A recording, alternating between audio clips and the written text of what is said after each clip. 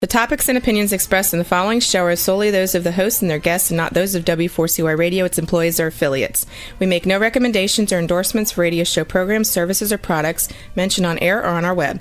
No liability, explicit or implied, shall be extended to W4CY Radio or its employees or affiliates. Any questions or comments should be directed to those show hosts. Thank you for choosing W4CY Radio.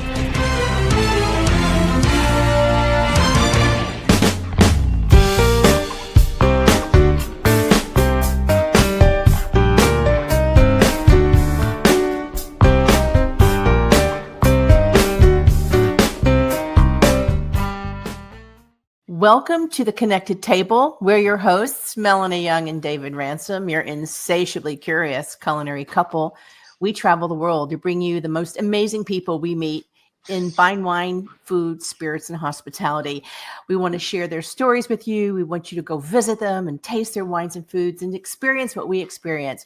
You can listen to all our shows on more than 65 podcast channels, The Connected Table TV. And of course, we invite you to follow our blog at theconnectedtable.com and Instagram at The Connected Table. We're taking you to a very special region of Tuscany that we recently visited.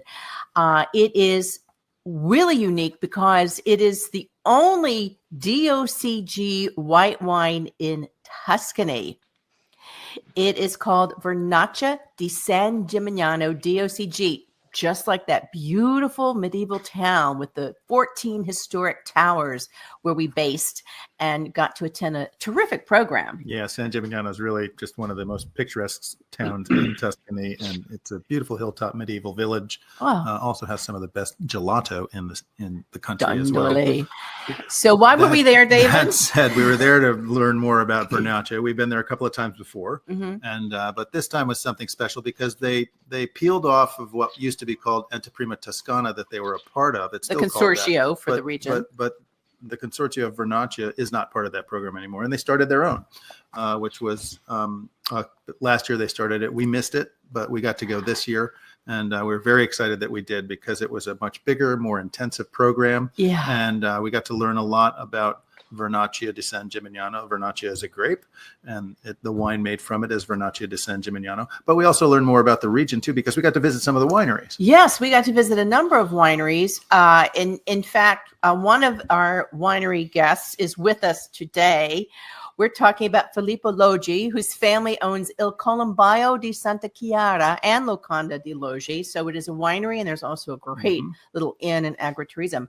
This really is not far from the town of San Gimignano. So if you go to San Gimignano, you're walking around, it's worth it to go into the countryside to visit these amazing wineries. And we had the chance to do that. It is a stunning place. The winery is still comparatively young to the medieval village hamlet that it's located in, but the entire family really kind of restored and renovated it. They come from a farming background, and we had a wonderful time tasting the wines. We're actually going to hand this over to Filippo, who is the grandson of the Patriarch founder, to give us a little history and story and take us on a tour of Il Colombaio di Santa Chiara. So, benvenuto, Filippo. Thank you. It's a pleasure to be here, and it's an honor for me. So let's start with your grandfather, Mario Logi. We know he was a farmer, but where was he from and what drew him to this area? So now I'm talking to you from our original cellar, okay? We started to produce wine here, okay, where I am now. So my grandfather it is still originally from Tuscany, okay? He was born in a small city close to San Gimignano, just 20 kilometers from here. And he moved in San Gimignano in the middle of the 50s. Okay, during the time when the sharecropping system was still in place, and together with his family, he took care about a small farm, okay, called Podere in the time of sharecropping system that we call Mezzadria in Tuscan language, and he was practicing all kind of agriculture, so wine and oil, but also crops and also animal farming. And so this was his greatest passion. Okay, so and especially with cows.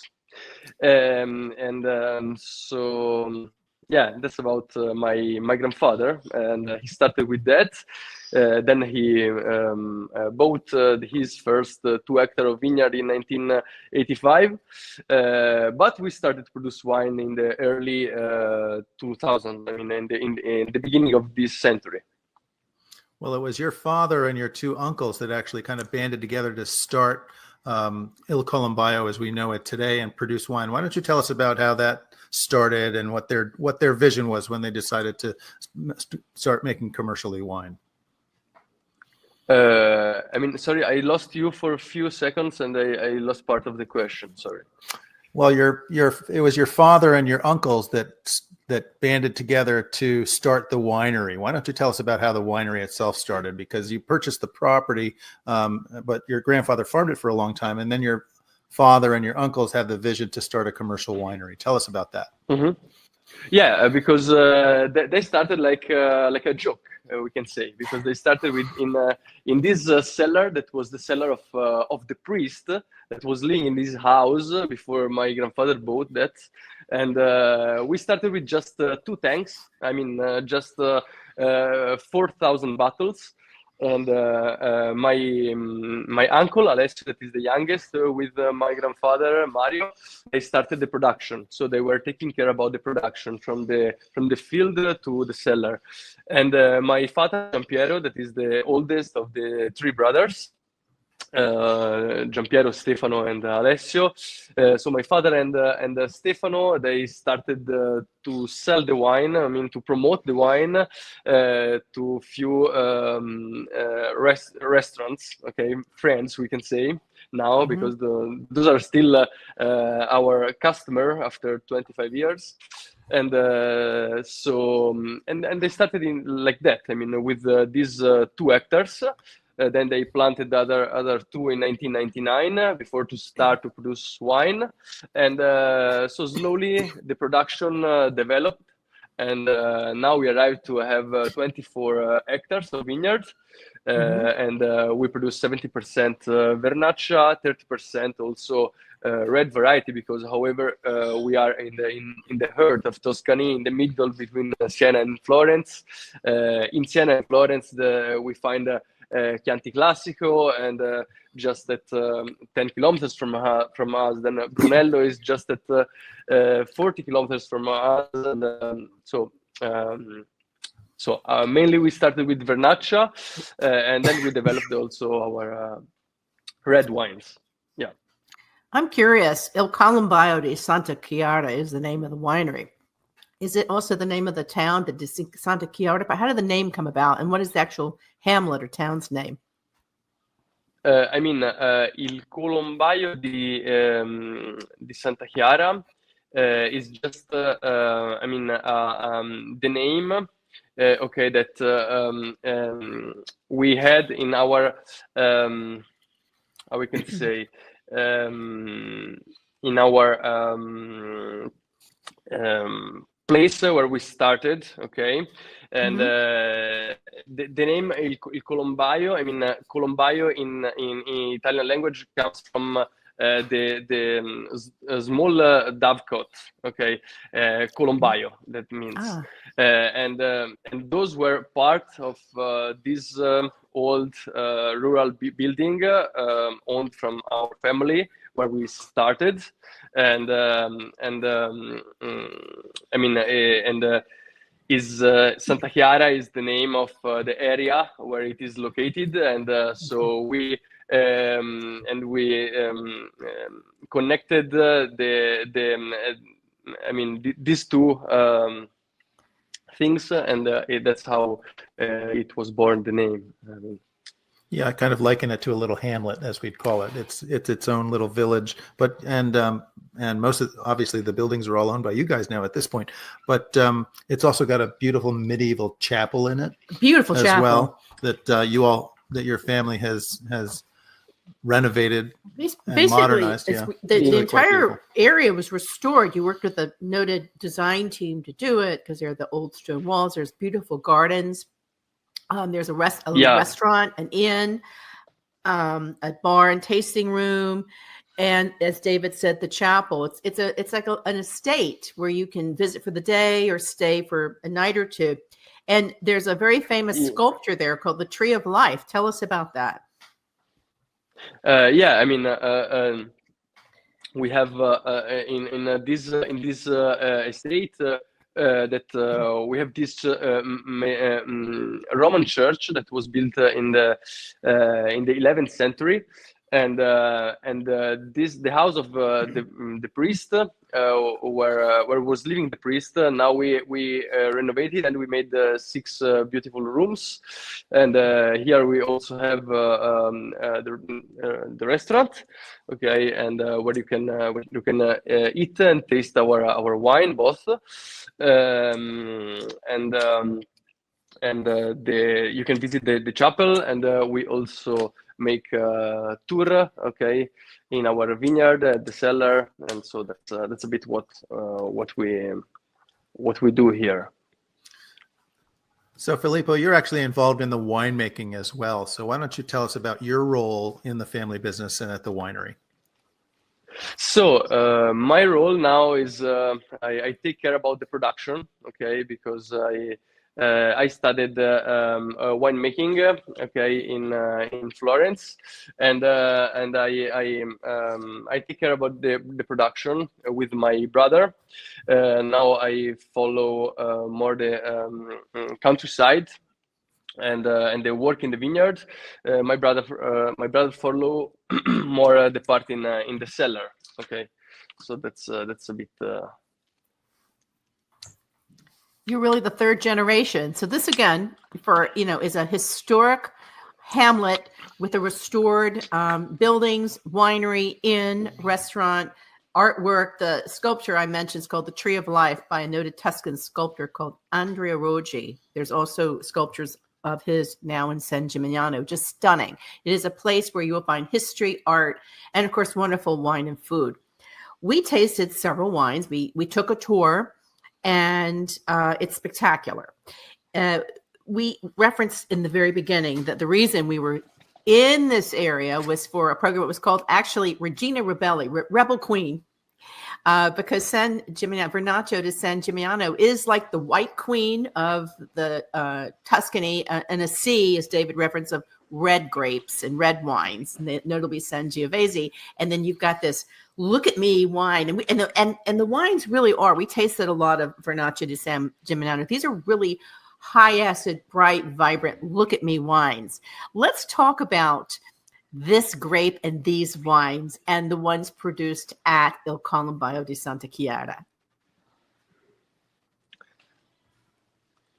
Sorry, I lost a bit the question because the connection was not. All right. I lost part of the question. Well, let's talk about the Vernaccia di San Gimignano wines and what makes them special and unique, and the flavor profile, and some of the wines that are produced at Il Colombaio. Okay, so Vernaccia San Gimignano is a very versatile wine with a unique personality. When it is young, it shows vibrant acidity, fresh citrus, and floral notes. It's perfect for enjoying as like a refreshing wine when it's very young.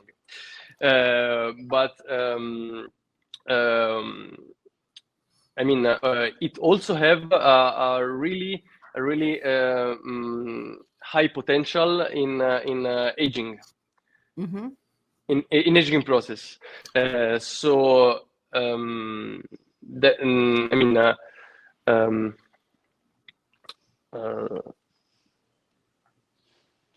We tasted a number of aged Vernaccia di San Gimignano wines, Filippo, and they're very different. They vary. Yeah. Wouldn't you say, David? Yeah, it's an interesting grape because it's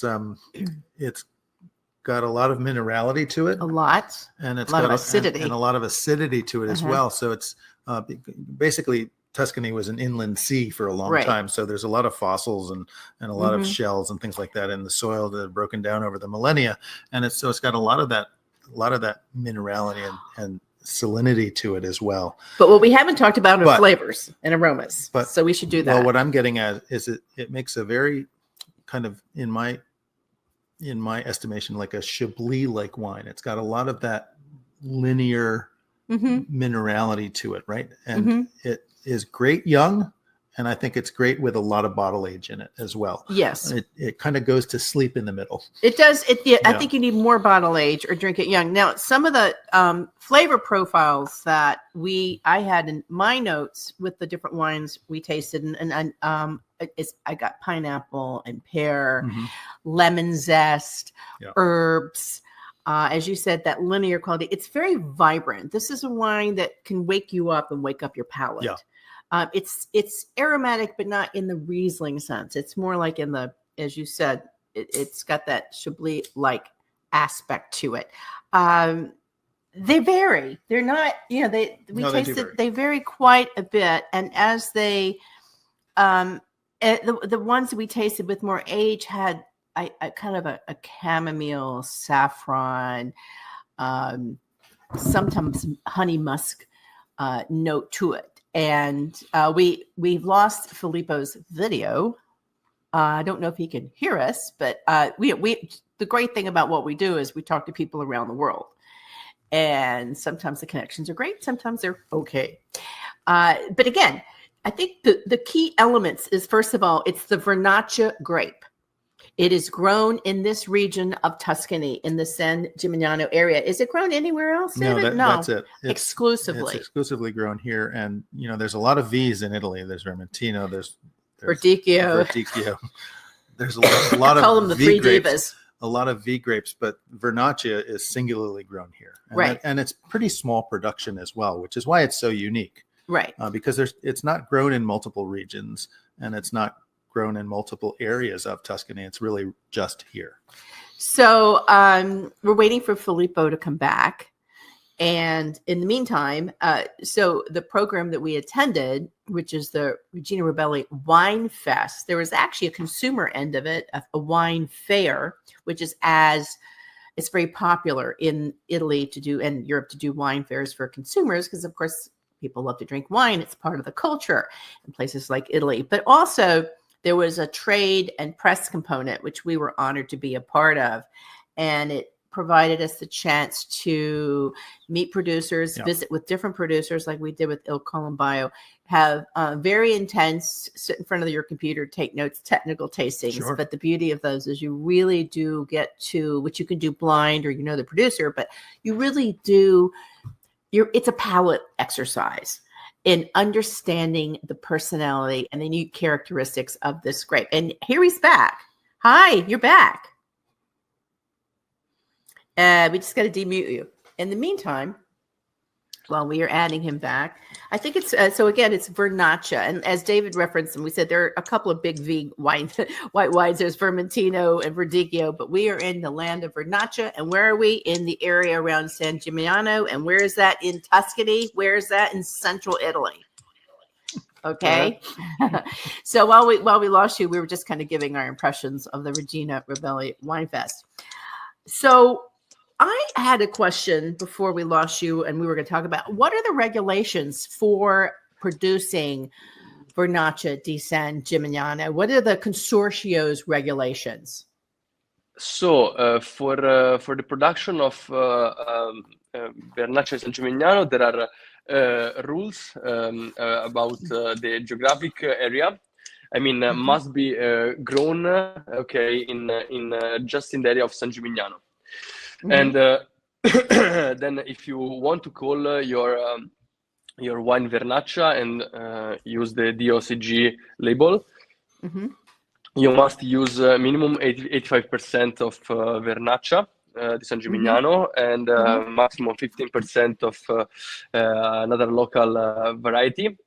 Such as what? Such as like Malvasia Bianca, Trebbiano, or you can use also Chardonnay, so yeah, this kind of normally they use. But it needs to be a native grape, not an international grape, correct?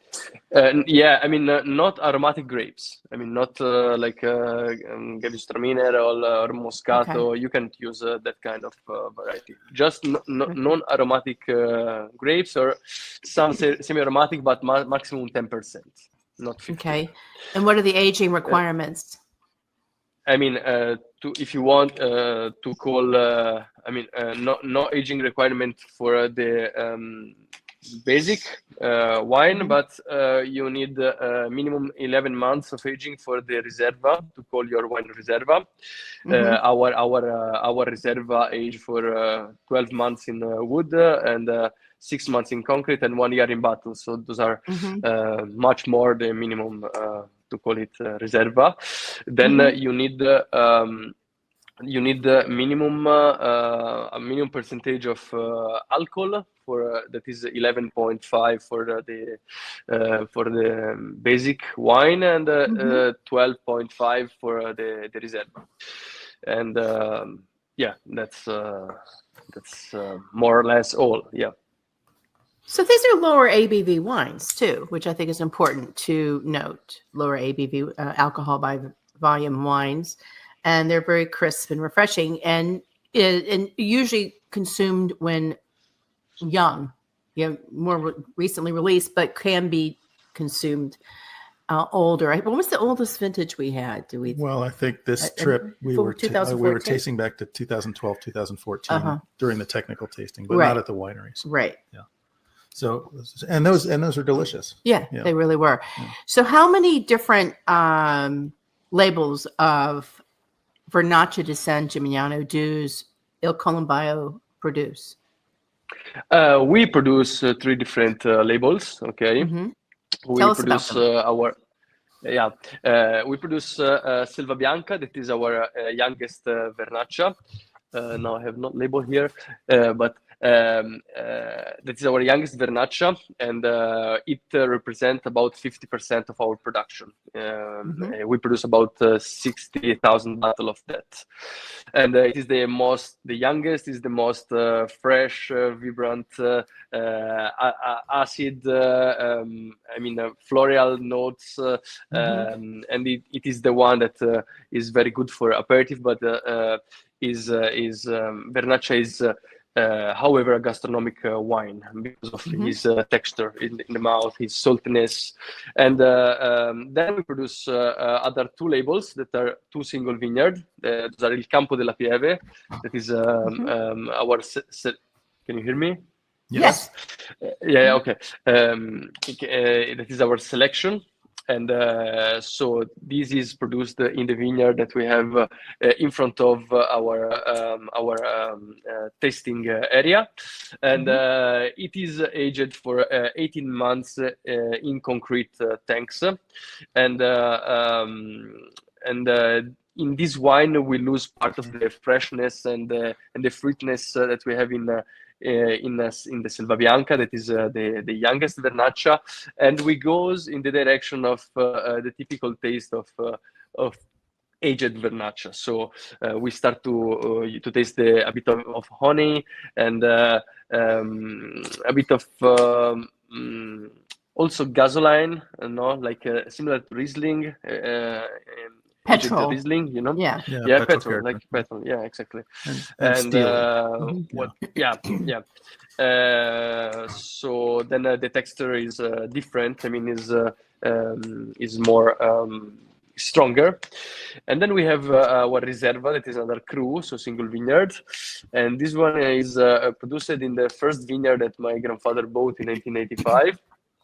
And it is fermented in wood barrels, and we age for 12 months in wood, as I told you before, and 6 months in concrete, and 12 months in bottles.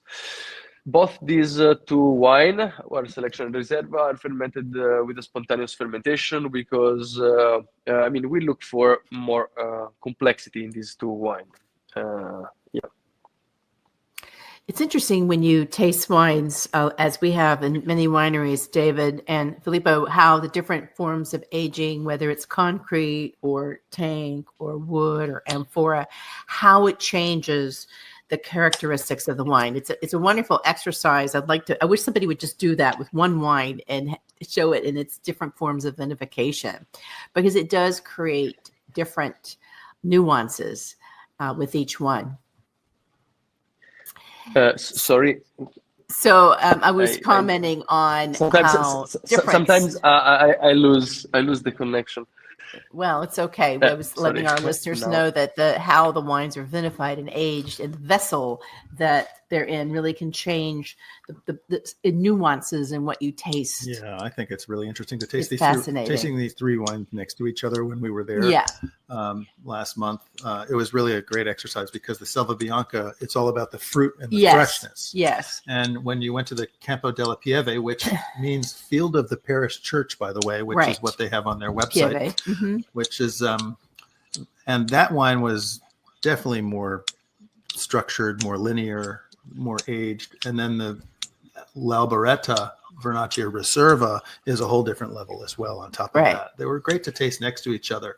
One of the things that we tasted while we were there also was one that I think you've just made one of them. Yeah, it was just scorched in front of us. It was a pet nat that you decided that you wanted to open for us called the EX1. And it was a Vernaccia pet nat that you made in 2018, and you hadn't even ever disgorged it yet. And you let us try basically the first bottle ever disgorged, and you did it right in front of us. And so that was a very interesting experience to be able to try that wine with you. Tell us about that. Yeah. Do you want I talk about that wine or? Please. The pet nat. Okay, yeah, sorry, because I lost you often. So we're talking about the pet nat EX1, and why did you decide to try this wine? What is it? Because it's new. Is it going to be commercially available? Yeah, I mean, it was just it is not available yet, but it will available just in our restaurant. So if you want to try that, you should come to find us in Tuscany. So it was just an experiment we did in 2018 because we had some grapes that were growing in a vineyard that was very old, and we planned to renovate. And so in that moment, that vineyard didn't have any more all the structure. So no, nothing, just vine, And so we just, it was like we let them go, in that vintage in 2018. Sure. But when we arrived to the end of the harvest, we were more or less at 8-10 of October. I went there in that vineyard and I say, but there are some grapes here, and those are not so bad. Even if we didn't give any medicine, we can say, but also if we are organic and we just give copper and sulfur, but we didn't give anything to that vineyard. So it was just a really natural production, we can say, in that moment. And so it was not bad, and we decided to pick this grape, and we said, so we will see what will happen. So and there was this grape that were like hide in the middle of the grass that was taller than the vines, and so we part of these grapes didn't see the sun, or just part of the sun was in shadow, and so was not completely mature. And so the level of alcohol was not so high. And so we said, why we don't try to make a sparkling wine? And the acidity also was very high, even if we were in the beginning of October. And so we said, why we don't try to? I mean, we will see what we do, and why we don't try to make a sparkling wine? but not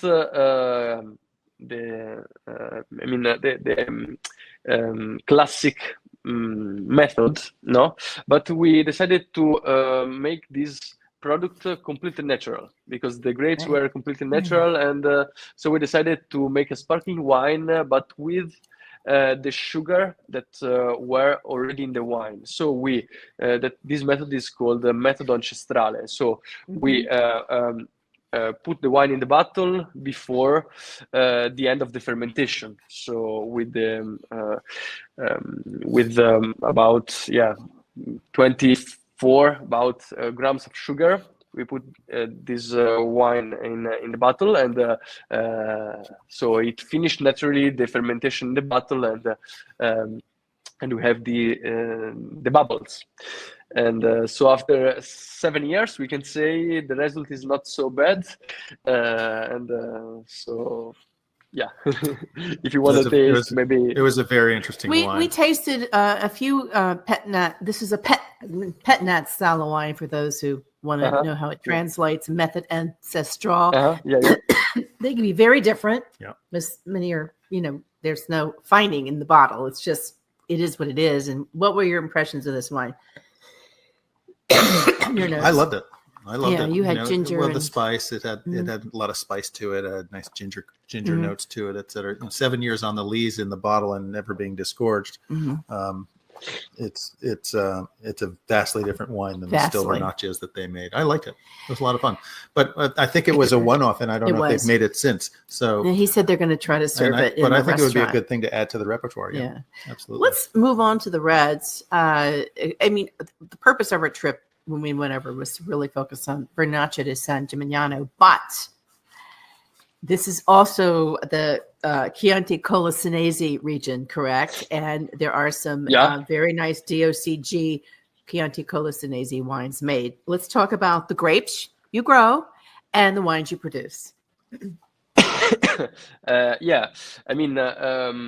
Gimignano is land of white wine for Vernaccia, and also the soil are very good because they're very deep, and are good for white wines. But however, just 10 kilometers from us, there is Chianti Classico, and we know that Tuscany is the land of red wine. So I often say that Vernaccia is just a small white island in the middle of the Red Sea. That is Tuscany, no? And so we also produce red variety, and we have 4 variety. Mainly we have Sangiovese. That is the grapes that we use the most for our wines. Then we have got a bit of Merlot that we use for our youngest Chianti. And then we have got a bit of Canaiolo, that is another typical Tuscan grape that was used in the past. Before the 90s, when the international variety also arrived in Tuscany, was used. It was playing the same role of Merlot. Was making the young Sangiovese a bit softer, and more drinkable, and we use that for our Chianti Riserva, because we want to keep on the Riserva a Tuscan touch, that we didn't have on our youngest Chianti, because we want to make it more drinkable, we can say, and Merlot helps us in this. Then we have got Cabernet. We have got Cabernet Franc that we use to make our Bacicolo, that is our Cabernet Franc 100%. We have a plot of 8,500 meters square, so it's a small plot. And we produce 4 red wines. So 2 are Chianti Colli Senesi, basic one, and a Riserva. Then we produce Il Colombaio, that is Il Colombaio and Il Bacicolo. Those are two super Tuscans. Il Colombaio is 100% Sangiovese and very powerful. It is made with the best selection of Sangiovese that we find here in San Gimignano and that we find in a small vineyard that we have in the middle between Castellina and Radda in Chianti. We get the grapes also from there, and we make a really special Sangiovese.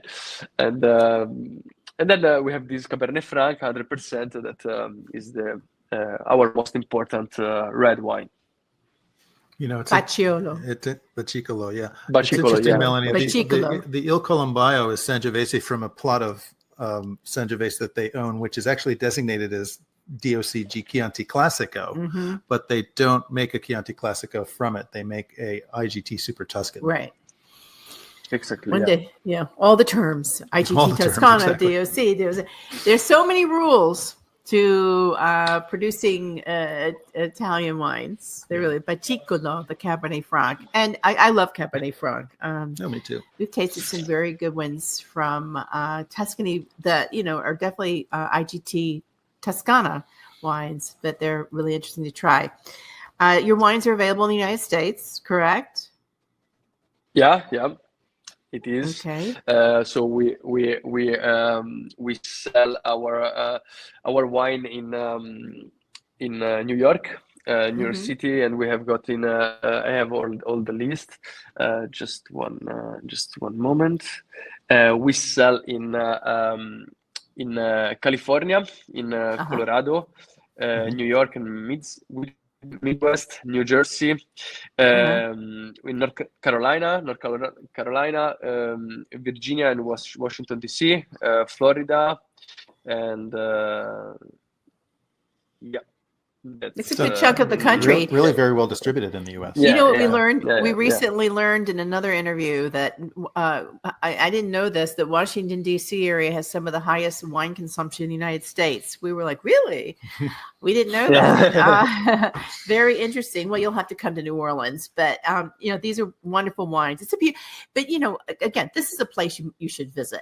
San Gimignano is one of the most photographed and touristed beautiful towns in Tuscany. When we were there, it was blossoming. We usually go in February where it's quiet. When we were there, you could see the tourists coming, and I can only imagine what it's like in July. We encourage everyone to step out, enjoy San Gimignano, and the restaurants are terrific there. They really have a wonderful selection, small little hotels. But if you want a feeling of being in the country and a feeling of being, like we love, among the vineyards, Locanda di Logi offers a great experience for that. You can sit on that beautiful terrace. There's a swimming pool overlooking the vineyards, have a meal, a restful evening in a lovely room, wine, and there's parking, so you can continue on your way. So we do encourage to create a little itinerary around the town of San Gimignano, and I think that'll enhance the visitor experience. Wow, this has been a great visit. We want to thank you for giving us our tour, Filippo. We had such a good time visiting Il Colombaio di Santa Chiara. We want to thank you for joining us again on the Connected Table. Pleasure. Great honor for me. Yeah. So we've been speaking with Filippo Logi. He's the third generation in the family, the Logi family, to be involved in their family winery near San Gimignano called Il Colombaio di Santa Chiara. And they have the beautiful Locanda di Logi. So check it out. It's Colombaio Santa Chiara. Rather than spelling that out, just go visit theconnectedtable.com, and we'll be posting this show and a write-up on our own experience visiting. Thank you again for joining us. And Grazie mille. Grazie mille. The Italians have such wonderful hospitality. Everywhere we go, they just greet us with open arms and wonderful wine and food. And we're so grateful for that. We want to thank everyone listening. We love to bring you the places we travel. This is what we do. We are passionate about it, and we're passionate about sharing it with all of you. We want you to explore, eat, drink, and be inspired to always stay insatiably curious. Thank you.